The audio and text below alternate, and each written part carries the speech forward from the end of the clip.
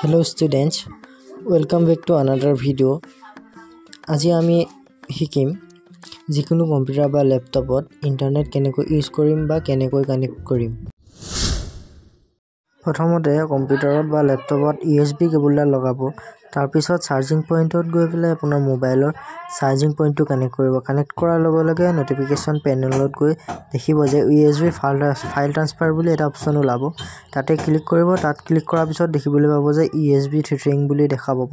তাতে USB থ্ৰেটিংত click কৰিব। যদি এনেকৈ অসুবিধা হয় তেনেহলে আপোনালোকে সিম্পলি সেটিংছত ক্লিক কৰিব। সেটিংছত গৈ পেলাই সেটিংছত যাব। এতিয়া আমি সেটিংছত গলো। সেটিংছত যোৱাৰ পিছত সাৰ্চ কৰিব। সাৰ্চ বাৰত গৈ সাৰ্চ কৰি দিব USB বা ফুল ফৰ্মত লিখি দিব USB থ্ৰেটিং। ইয়াত দেখিবলৈ পাইছে যে USB থ্ৰেটিং বুলি ওলাই গৈছে 3 নম্বৰ অপচনটো। তাতে ক্লিক কৰিম। ক্লিক কৰাৰ লগে লগে দেখিবলৈ পাইছে যে USB থ্ৰেটিংটো ওলাই আহিছে। তাত হয়তো অফ হৈ থাকিব পাৰে কেনেবাকৈ। তাতে অন কৰি দিব। অন কৰাৰ লগে লগে আপোনাৰ কম্পিউটাৰত ইন্টাৰনেট ব্যৱহাৰ কৰিব পৰা বা ইন্টাৰনেট কানেক্ট হৈ যাব।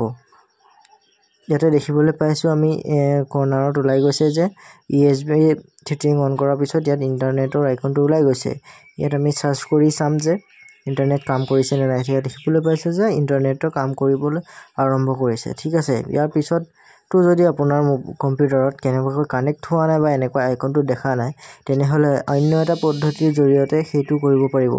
সেইটো কৰিবলৈ সেটিংছত যাব। সেটিংছত গৈ নেটৱৰ্ক এণ্ড ইন্টাৰনেটত যাব।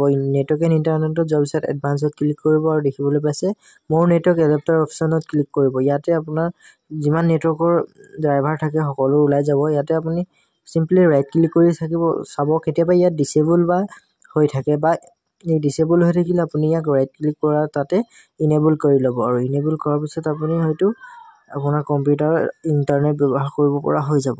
Thank you for watching.